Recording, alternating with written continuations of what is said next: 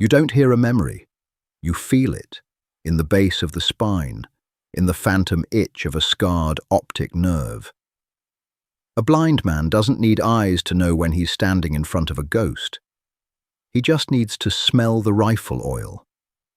London in August didn't just feel hot. It felt heavy.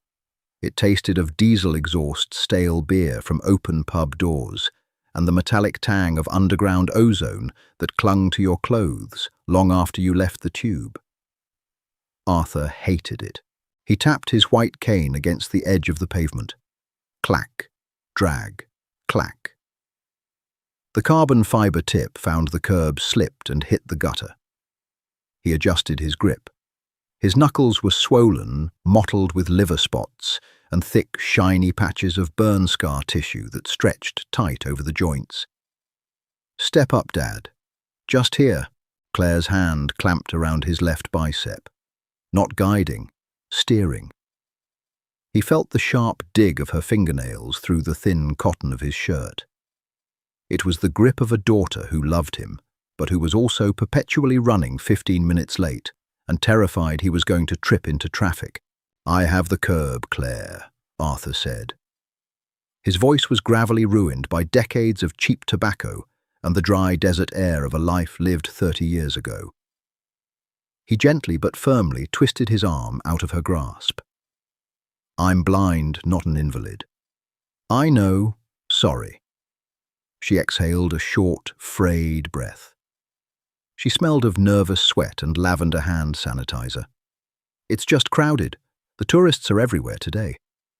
"They're tourists, that's what they do. Swarm." Arthur stepped up onto the pavement. His cane swept left, then right. The texture of the ground changed beneath the thin soles of his loafers. The flat, predictable asphalt of Whitehall gave way to something looser. Crushed stone, gravel. Dust kicked up, coating his ankles. His blindness wasn't a curtain of black. That was a myth for the movies. It was a dense, vibrating grey static, occasionally pierced by meaningless, jagged flashes of light when his blood pressure spiked. He didn't live in darkness. He lived in a crowded, noisy fog. He navigated by echo, by temperature, by the displaced air of bodies moving past him. Right now, the air was a chaotic mess. He could hear the overlapping babble of a dozen languages, the wet clicking sounds of phone cameras, the squeak of rubber-soled sneakers on the stone. Beneath it all, a deep, rhythmic thud. Clop, clop, clop. Horses, big ones, the heavy metallic strike of iron shoes on pavement. Arthur smelled them before he fully processed the sound. The sharp ammoniac scent of fresh dung mixed with hot horsehair and saddle leather. "Horse Guards Parade," Arthur muttered. "Yeah," Claire said, her voice brightening with forced enthusiasm. "I thought we could walk past, maybe get a picture." A picture. Arthur stopped. He planted his cane between his feet and leaned his weight on it. "You brought a blind man to look at a sentry." "I brought my father to get out of the house." "You haven't left the flat in 3 weeks, Dad. You're rotting in that armchair." He hated when she was right. It made her sound exactly like her mother. Arthur adjusted the collar of his shirt. He was sweating. The heat radiating off the London stone was oppressive, settling onto his shoulders like a wet woolen blanket. He was 68 years old. He had left his sight in a ditch outside Basra in '91, courtesy of an improvised explosive device that hadn't looked like anything at all.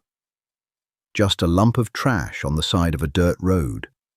There was no heroic firefight, no diving on a grenade to save his squad. Just a flash of white-hot light, the smell of scorched copper, and then the long, unbroken static. He didn't want to be here. He didn't want to be a prop in Claire's desperate attempt to give him a nice day out. He certainly didn't want to stand in a crowd of sweating tourists in fanny packs, listening to them point and gawk at some poor bastard roasting to death in a tunic. "Fine," Arthur said. He swallowed the bitter taste of his own pride. "Lead on. Let's go see the Queen's kings, the King's guards. Keep close," Claire said. She didn't grab his arm this time. She just tapped his elbow with the back of her hand. A compromise. They moved deeper into the crowd. The noise intensified. It was a suffocating pressure of human bodies. Arthur felt a backpack scrape against his shoulder. Someone stepped on the heel of his shoe. A child screamed high and sharp right by his left ear. Arthur winced, his jaw tightening. Then the acoustic landscape shifted. The chaotic, bouncing echoes of the open street hit a solid wall. A massive stone archway. Arthur could feel the drop in temperature as they stepped into the heavy, monolithic shadow of the Horse Guards building. The air here was cooler, damp smelling of old limestone and generations of exhaust fumes baked into the masonry. "We're right by the box," Claire murmured, leaning close to his ear. "There's a guard on duty, foot guard. Coldstream, I think, red tunic, bearskin hat." Arthur didn't care about the colour of the tunic. He tilted his head. He closed his eyes, a useless habit, but one that helped him focus. He tuned out the chattering tourists. He tuned out the electronic beeps of the cameras. He listened for the man. 22-year-old Lance Corporal Thomas Hayes was suffocating. The bearskin cap weighed exactly 1.5 pounds, but after 90 minutes perfectly still, it felt like a concrete block balanced precariously on his cervical spine.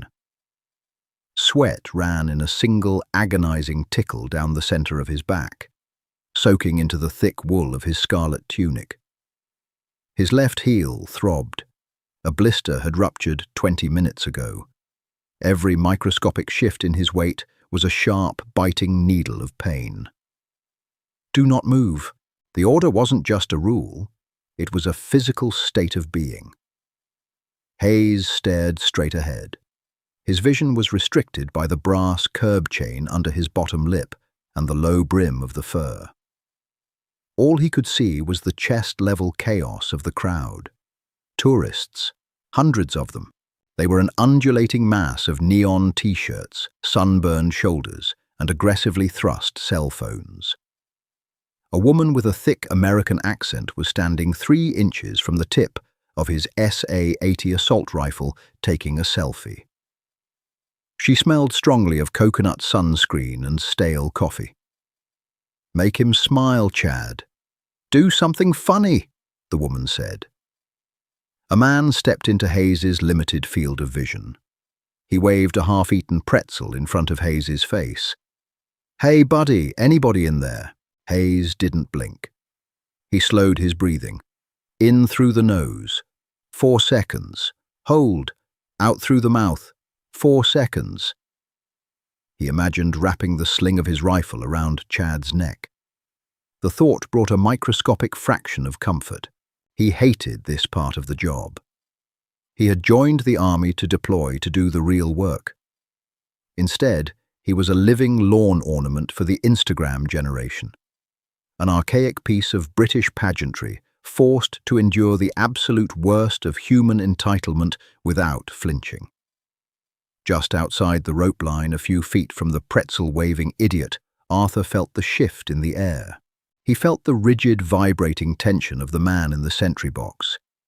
It wasn't something you could see. It was an aura, the compressed, violent energy of a young man forced to stand perfectly still. Arthur smelled it. The acrid chemical bite of Brasso metal polish. The heavy lanolin scent of damp wool. The unmistakable, deeply nostalgic odor of kiwi black boot polish. Melted and layered and buffed until it formed a glass-like shell. And beneath that, the sour, metallic smell of sheer physical endurance. Sweat. Adrenaline. Pain. Poor sod, Arthur thought. He remembered stag duty. He remembered standing in the freezing rain in Germany, knees locked back, aching, staring into the dark until the trees started to look like moving men. He remembered the absolute, suffocating boredom. but at least in the woods, no one was waving a pretzel in his face. "Excuse me," a voice shoved past Arthur. A heavy shoulder slammed into his chest. Arthur stumbled back. His leather-soled shoe slipped on the smooth stone of the archway. He threw his left arm out to balance himself. The white cane slipped from his fingers. It hit the ground with a sharp, hollow clatter that seemed to cut right through the noise of the crowd.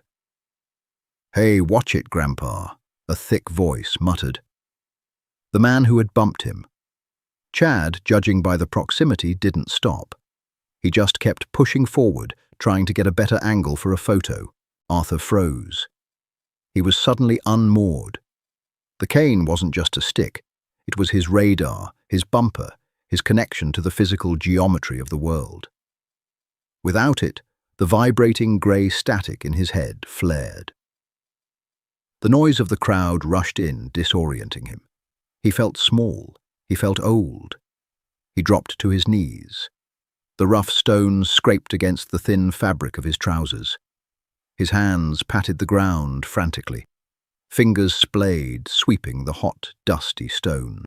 "Dad," Claire gasped. She dropped beside him, her hands grabbing at his shoulders. "Dad, stop, I'll get it." "Leave it," Arthur snapped, swatting her hands away. His pride flared hot and ugly in his chest. "I've got it. Just let me." His fingers found a crumpled fast food wrapper, a sticky patch of spilled soda, a stray pebble. No carbon fiber. From inside the sentry box, Thomas Hayes saw the old man fall. Through the narrow corridor of his vision, he watched the crowd part just enough to reveal the blind man on his knees. He saw the milky, dead eyes staring blankly at the ground. He saw the scarred, trembling hands sweeping the pavement. He saw the white cane. It had rolled away from the old man and come to a stop exactly 1 inch from the toe of Hayes's polished black ammunition boot. "Do not move. The Queen's regulations were absolute. You do not break the position of attention. You do not interact with the public. If someone touches you, you stamp your foot and shout the warning. If someone drops something, you ignore it. You are stone. You are a symbol. You are not a human being." Chad, the American, pointed his phone at the ground. "Oh, man, look at this guy." Hayes felt a muscle twitch in his jaw. The blood roared in his ears, suddenly louder than the crowd. He looked at the old man's hands. They were badly burned. Skin grafts. The knuckles were thick. And on the old man's left wrist, hanging loose beneath the cuff of his shirt, was a faded, braided paracord bracelet. Green and black. Royal Engineers. Hayes's father had been Royal Engineers. Hayes took a breath. The air smelled of hot dust and cheap sunscreen. He felt the blister on his heel scream as he shifted his weight. He didn't think about his sergeant. He didn't think about the disciplinary hearing. He didn't think about the tick-tockers with their cameras. Hayes snapped his right foot up and drove the steel ammunition heel into the paving stone. Crack! The sound was like a gunshot in the stone archway. The noise hit Arthur in the chest. It wasn't a random bang. It wasn't a car door slamming or a dropped pallet. It was a perfectly executed drill-square heel stamp. It was the sound of authority, the sound of discipline. The chaotic chatter of the tourists instantly died. A collective gasp sucked the air out of the archway. Arthur froze his hands, still pressed to the dusty stone. Clack, the sharp metallic sound of the SA-80 rifle being brought from the shoulder to the at-ease position. The rustle of heavy wool, the creak of leather. Arthur tilted his head up. The grey static in his vision remained, but his mind instantly drew the geometry of the sound. The guard had moved. The guard had stepped out of the box. "Dad," Claire whispered. Her voice was trembling. "He's coming." Arthur felt a shadow fall over him, blocking the ambient heat of the crowd. He smelled the intense, concentrated scent of brasso and boot polish. He heard the heavy, metronomic breathing of the young man standing directly over him. A gloved hand touched Arthur's arm. It wasn't a grab. It wasn't a steering push like Claire's. It was a firm, deliberate grip. "Respectful, sir," a voice said. The voice was young, tight with forced control, but vibrating with a deep, resonant baritone. It was the voice of a soldier trying to speak softly while projecting from the diaphragm. Arthur felt the smooth, cold carbon fibre of his cane being pressed into his open palm. His fingers closed around it. He didn't say thank you. He didn't need to. He let the young man's grip guide him upward. Arthur's knees popped and ached as he stood, straightening his spine. He brushed the dust from his trousers with his free hand. He stood face to face with the heavy breathing. Hayes stood there, technically completely out of order. He had broken his post. He had interacted with the public. His career, or at least his weekend pass, was currently burning to ash in front of him. But looking at the scarred face of the old sapper, Hayes felt a strange, profound calm wash over his exhausted body. "Are you well, sir?" Hayes asked, his voice barely a murmur beneath the towering bearskin. Arthur gripped his cane. The anger, the frustration, the bitter cynicism of the morning. It all evaporated. It was burned away by the sudden, overwhelming recognition of the brotherhood. This kid, this sweaty, tired kid in a ridiculous hat, had just thrown himself on the sword of military discipline to pick up a blind man's stick. Arthur's jaw tightened. The grey static in his eyes didn't clear, but the world suddenly felt incredibly sharp. He didn't think. The wiring in his brain, dormant for 30 years, suddenly sparked to life. It bypassed his arthritis. It bypassed his age. Arthur shifted his weight. He brought his heels together. His worn leather loafers didn't make the resounding crack of ammunition boots, but the intent was there. The friction of the leather on stone. He pulled his shoulders back. His spine snapped straight. For a fleeting second, he wasn't a 68-year-old invalid being babysat by his daughter. He was Corporal Pendleton, Royal Engineers. Arthur brought his right hand up. The movement was imperfect. His elbow didn't lock at the perfect horizontal angle. His fingers, twisted by the burns, couldn't form a perfectly flat blade. His hand trembled slightly as the tip of his index finger found the edge of his right eyebrow. But it was a salute. It was a slow, deliberate, agonizingly raw salute. The crowd was dead silent. The only sound was the hum of distant traffic and the click-whir of 100 phone cameras capturing the moment. They were recording, but they didn't understand. They thought they were watching a touching interaction between an old man and a guard. They didn't see the transaction happening in the air between them. Arthur held the salute. His arm burned. He waited. He listened. Hayes stood frozen. The old man was saluting him. An enlisted man doesn't salute an enlisted man, and a civilian certainly doesn't salute a lance corporal. It was wrong on every level of military protocol. But Hayes knew exactly what it was. It wasn't a salute to his rank. It was a salute to the uniform, to the shared misery, to the fact that Hayes had seen him, truly seen him, when the rest of the world was just waving pretzels. Hayes felt a lump form in his throat, thick and hard. The sweat stung his eyes. He couldn't return it. To return a salute while bearing arms required a complex series of drill movements that would completely shatter whatever shred of deniability he had left. But he couldn't leave the old man hanging. Hayes tightened his grip on the SA-80. He didn't salute. Instead, he snapped to attention. The loudest, sharpest, most violent brace of his young career. Crack, his heels slammed together. His shoulders locked back. His chin lifted a fraction of an inch, the brass curb chain biting into his lower lip.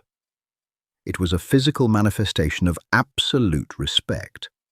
He poured every ounce of his energy, every bit of his pain, into that single rigid posture. Arthur heard the snap. He heard the sudden intake of breath from the young guard. He felt the sheer, undeniable force of the respect radiating off the kid. It was enough. Arthur dropped his hand. He let his shoulders relax. He gave a single, almost imperceptible nod. "Keep your head up, son." Arthur murmured, his voice a low, raspy whisper that only Hayes could hear. "The shift always ends." Hayes didn't reply. He couldn't. He executed a flawless about-face, the steel on his boots ringing against the stone, and marched the 3 paces back into his sentry box. He brought his rifle back to his shoulder. He froze. Stone once more. Arthur turned away. He didn't look at the crowd. He tapped his cane against the stone. Clack. Drag. "Come on, Claire." Arthur said, his voice surprisingly steady. "Let's get a pint. I'm sick of the heat." As they walked away, the crowd parted for them. Nobody spoke. Nobody took a selfie. Chad the American lowered his phone, staring blankly at the space Arthur had just occupied. The internet wouldn't understand the nuance. The internet would put a sad piano track over the video. They would add captions about respecting your elders and heartwarming moments. They would miss the smell of the rifle oil, the pain of the blister, the bitter pride of the burned hand. But Arthur knew, and the boy sweating under the bearskin knew, and as Arthur stepped back out into the blistering sunlight of Whitehall, for the first time in 30 years, the grey static in his head felt just a little bit brighter. The shift ended at 1400 hours. The relief didn't feel like a victory. It felt like a slow, agonizing deflation. Lance Corporal Thomas Hayes marched back to the guardroom. The rhythmic crunch of gravel beneath his ammunition boots was the only sound he registered, echoing in the hollow space of his exhaustion. His vision was swimming. The blister on his left heel had finally ruptured entirely, the raw, wet skin grinding against the rigid, unyielding leather of the boot with every meticulously measured 30-inch pace. He kept his eyes locked on the brass collar badge of the man marching in front of him. In, out, left, right. Inside the guardroom, the heat was entirely different from the street. It wasn't the baking, radiant heat of the sun on pavement. It was a suffocating, humid warmth, smelling sharply of wet wool aerosol deodorant and the metallic tang of drying sweat. It was the smell of a cage. Hayes unclipped his chin strap. The brass curb chain left a deep red indentation across his lower lip, the skin tender and scraped raw. He lifted the bearskin cap off his head with both hands.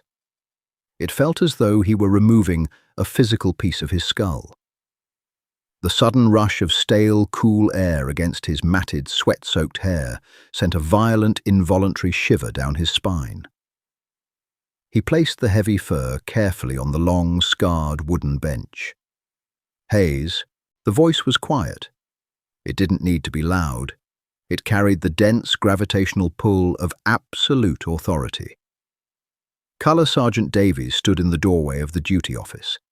He didn't look angry. He looked profoundly, exhaustingly disappointed. Davies was a man carved from old oak and regimental rulebooks. He smelled perpetually of strong black tea, ironing starch, and old shoe polish. "In here, now," Hayes swallowed. His throat felt lined with dry sandpaper. He didn't bother changing into his barracks dress. He just unbuckled his white buff belt, laying it next to the bearskin, and limped into the cramped office. The fluorescent light buzzed overhead, a sick, yellowish hum that made his headache spike into a sharp throb behind his eyes. "Stand to attention," Davies murmured, leaning back against his cluttered desk. Hayes snapped his heels together. Crack! The pain in his left foot shot up his leg like a current of electricity. but his face remained a blank, rigid mask. "I have been doing this job for 19 years. Davies began his voice, dropping an octave, dragging across the small room. "I have seen guards pass out from heat stroke. I have seen them throw up inside their tunics. I have seen them get punched in the jaw by drunken tourists. I have never in 19 years of service seen a sentry leave his box to play fetch." "He wasn't a tourist staff," Hayes said. The words tasted like ash. He knew he shouldn't speak. He knew the rules. Davies's eyes narrowed, the skin crinkling around the corners. The silence in the small office stretched, pulling tight like a garrote wire. "I do not care if it was the bloody Prime Minister. You broke your post. You broke the King's regulations. You moved. You engaged the public." Davies picked up a tablet from his desk. He tapped the screen once with a thick, calloused finger and turned it toward Hayes. The video was already playing. It was shot from a high angle. Chad the American's phone. The footage was shaky, violently saturated with the glaring midday sun. The sound was a tinny, compressed mess of street noise and shutter clicks. And then there it was, the sharp crack of Hayes's boot, his red tunic stepping out of the monolithic shadow of the archway, the blind man kneeling on the dusty pavement, the gloved hand offering the white cane, and then the salute. On the small glowing screen it looked smaller. It looked pathetic somehow. Stripped of the smell of the dust, the blinding heat of the moment, and the physical weight of the air, it was just pixels. The worst part was the music. Someone had already ripped the original video, uploaded it to a new platform, and plastered a cloying, manipulative acoustic guitar track over the footage. A thick yellow banner across the top read, "Faith in Humanity Restored. Watch till the end. 1.2 million views in 2 hours." Davies said, his voice flat, completely devoid of emotion. "The Ministry of Defence press office has called the battalion adjutant 3 times in the last 20 minutes. The regiment is currently trending above a celebrity divorce and a Premier League football scandal." Hayes stared at the blank wall just above Davies's left shoulder. He felt a deep, twisting nausea in his gut. "I accept the charge, staff." "Of course you accept the charge." Davies snapped, tossing the tablet onto the desk. It clattered sharply against a ceramic mug. "You don't have a choice in the matter. 14 days restriction of privileges, extra duties, and you will be scrubbing the ablutions block until your hands bleed. Get out of my sight." Hayes saluted. The movement was crisp, violent, born of sheer muscle memory rather than conscious thought. He executed a flawless right turn, his boot scraping the linoleum, and marched out of the office. Back in his bunk space, the air was entirely stagnant. He sat on the edge of his thin, lumpy mattress. The metal springs groaned underneath his weight. He meticulously inspected the tunic before taking it off. The scarlet wool was coarse, practically armor. He ran his thumb over the brass buttons, each one bearing the crest of the regiment. They were slightly dulled from the heat and the sweat of the shift. He would need to polish them again tonight, a never-ending cycle of brass and sweat and perfectly aligned stitching. He finally stripped off the heavy red tunic, the wool clinging stubbornly to his damp t-shirt. He unlaced his boots, his fingers fumbling clumsily with the thick black laces. When he pulled his left boot off, his sock was stained a deep rust brown at the heel. A sticky mixture of blood and clear blister fluid. He stared at his phone sitting on his metal locker. The notification light was blinking, a frantic, rhythmic pulse of blue light. His sister had texted him 40 times. His mates from training were blowing up the group chat. He didn't open them. He knew exactly what they said. "Mate, you're famous. Bro, look at this. Fame." It was a sickening joke. The internet had taken a moment of profound, quiet respect between two soldiers and violently reduced it to content. a digestible 30-second hit of dopamine for people sitting on their toilets. They didn't know about the burned, grafted skin on the old man's trembling hands. They didn't know about the faded Royal Engineers bracelet. They just saw a shiny uniform and a helpless old man, and they projected their own desperate need to feel something onto the screen. Hayes walked to the small stained sink in the corner of the room. He turned on the cold tap. The water pressure was terrible, a sputtered coughing stream of lukewarm water. He splashed the water onto his face. The salt from his sweat burned his eyes. He grabbed a rough green towel and pressed it hard into his eye sockets until he saw stars. He didn't regret it. He knew he was supposed to. He knew the rigid discipline was the only thing holding the army and himself together. But as he stood there smelling the cheap carbolic soap and the damp cotton of the towel, he vividly remembered the old man's voice. "Keep your head up, son. The shift always ends." Hayes lowered the towel. He looked at his reflection in the water-spotted mirror. He looked pale, completely exhausted, and incredibly young, but his jaw was firmly set. He would take the punishment. He would scrub the toilets, because some things in this world were far heavier than the rulebook. The pub smelled of old mistakes and quiet desperation. It was a suffocating, deeply familiar blend of stale vinegar spilled brown ale that had seeped into the dark wood of the floorboards over decades, and the sharp chemical bite of industrial toilet cleaner emanating from the narrow hallway. It was dark, a deliberate manufactured gloom meant to hide the sticky grime from the daytime drinkers. Arthur loved it. He sat heavily in a corner booth, the cracked imitation leather of the banquette, sticking slightly to the damp back of his shirt. A pint of bitter sat on the scarred wooden table in front of him. It was lukewarm, perfect.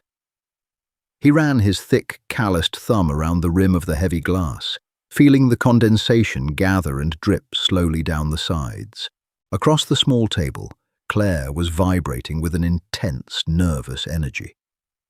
He could hear it in the way she rapidly tapped her fingernails against the glass screen of her phone. Tap, tap, tap, swipe. Tap, tap. The sound was like a frantic, trapped insect. "Dad," she said. Her voice was breathless, pitched a half-octave higher than normal. "Dad, you're not going to believe this." "I believe the pint you bought me is going flat." Arthur rumbled, taking a slow, deliberate sip. The bitter tasted of copper and roasted malt. Grounding. Real. "It's you. The video. It's literally everywhere." Arthur stopped chewing on the ragged edge of his thumbnail. The grey static in his vision seemed to pulse a sudden, uncomfortable spike in his blood pressure. "What video?" "The guard. At Whitehall. Someone filmed it." She pushed her phone across the sticky surface of the table until the hard plastic case touched his knuckles. "Listen." She tapped the screen. The ambient sound of the pub, the low murmur of the 3 other patrons, the clinking of glasses being washed behind the bar was suddenly drowned out by the tinny, compressed audio coming from the tiny phone speaker. Arthur heard the chaotic, overlapping babble of the crowd. He heard the distinct, hollow clatter of his carbon fiber cane hitting the pavement. And then he heard the stamp, the violent, disciplined crack of the ammunition boot against the stone, but it was deeply wrong. Underneath the raw audio swelling like a rotten tide was a slow, melancholic piano melody. It was the kind of music they played on late-night television adverts asking for donations to neglected animal shelters. It was cheap. It was profoundly manipulative. "Turn it off," Arthur snapped. "But Dad, look at the comments." "Well, I mean, listen to me read them. This made me cry." Respect to the true heroes. This young soldier is an absolute angel. It's gone viral, Dad. Millions of people have seen it. Turn it off. The sudden anger in his voice wasn't his usual curmudgeonly grumble. It was sharp, It was a military command. The cloying music abruptly stopped. Claire exhaled a shaky, genuinely hurt sound. "I just thought you'd be happy. People are being so wonderfully nice." Arthur dragged a trembling hand over his face. His fingers traced the deep, exhausted lines around his mouth, the rough, grafted skin of his cheek. How could he possibly explain it to her? She lived in a sanitized world of glowing screens and instant digital validation. She didn't understand the brutal physical weight of what had happened in that archway. "It wasn't for them," Arthur said quietly. His voice dropped the gravelly edge, leaving only a hollow, echoing fatigue. "It wasn't a bloody performance, Claire. It wasn't content for a bunch of strangers to gawp at over their morning coffee." He grasped his cane, leaning his heavy weight onto it as he shifted uncomfortably in the booth. "That boy, that soldier, he put his neck on the line. He broke 100 years of drill and protocol. And he didn't do it for the cameras. He did it because he saw the bracelet." Arthur aggressively tapped his left wrist, the faded green and black paracord. He knew what it meant, and I knew exactly what it cost him to step out of that box. The internet doesn't care about the cost. They just want the warm feeling without paying the tab. Before Claire could speak again, Arthur listened to the street outside. The heavy rumble of a double-decker bus vibrating through the thin soles of his shoes. The sharp, brief siren of a police car cutting through the oppressive afternoon heat. He thought about the young guard's face, a face he couldn't see but one he had mapped perfectly in his mind through the geometry of the boy's heavy breathing. He imagined the rigid set of the jaw, the hot sweat pooling at the collar. He remembered the paralyzing, cold fear of doing the wrong thing in uniform, and the sheer reckless courage it took to do the right thing anyway. "You know," Arthur said, breaking the heavy silence. "When I lost my sight, the doctors talked a lot about adjustment. They talked about grieving the visual world. What they don't tell you is how incredibly loud the rest of the world becomes. Every scraping chair, every chewing mouth, every false hollow tone in a person's voice. It's deafening." He took another sip of the lukewarm bitter. "But out there today," Arthur murmured, staring into the grey static when that boy stamped his foot. It was the first time in 30 years that the noise just stopped. It was perfect silence. Claire watched him, her phone, now lying face down on the sticky table, completely forgotten. She saw the deep tension bleed slowly out of her father's shoulders. The permanent defensive hunch he carried seemed to lessen. She reached across the table and placed her warm hand over his. Her grip was entirely different this time. It wasn't steering, it wasn't correcting, it was just a touch. Grounding. "I'm sorry," she whispered into the dim pub. Arthur nodded slowly. He didn't pull his hand away. "It's all right, love. Drink your cider." Miles away inside the sterile, violently fluorescent-lit corridor of the Wellington barracks, Thomas Hayes was on his hands and knees. The harsh smell of industrial bleach was overpowering, burning the inside of his nostrils and making his eyes water. He held a rough, wooden-handled bristle brush in his right hand, scrubbing vigorously at the dark grout between the white porcelain tiles of the ablutions block. The skin on his knuckles was raw and weeping. His left heel throbbed with a dull, persistent rhythm, a phantom, painful heartbeat trapped inside his heavy boot. 14 days of restriction. Extra duties. It was exactly what he expected. The heavy wooden door to the washroom swung open, bouncing sharply off the black rubber stopper on the wall. Hayes didn't look up. He kept scrubbing. Scrub. Rinse. Scrub. Rinse. "Hayes!" It was Colour Sergeant Davies. Hayes immediately dropped the brush. It clattered loudly against the wet tiles. He scrambled to his feet, ignoring the sharp, biting stab of pain in his heel, and snapped to attention. Dirty water dripped steadily from his uniform trousers onto the floor. Staff. Davies walked slowly into the room. He didn't look at the clean tiles. He held a cleanly folded newspaper in his left hand. The Evening Standard. Stand at ease, Davies grunted. Hayes shifted his feet shoulder-width apart, clasping his raw hands securely behind his back. The brigade commander called the adjutant an hour ago. Davies said, his voice entirely devoid of any inflection. It was impossible to read his mood. Apparently, Downing Street retweeted the bloody video. The Ministry of Defence press office is doing absolute cartwheels. They're calling it a masterclass in public relations and modern military empathy. Hayes felt a sudden cold pit open in his stomach. He hated that word. Empathy. It sounded weak. It sounded like something cooked up in a corporate boardroom by people wearing suits. They want to put you on breakfast television. Davies continued, his top lip curling slightly in utter disgust.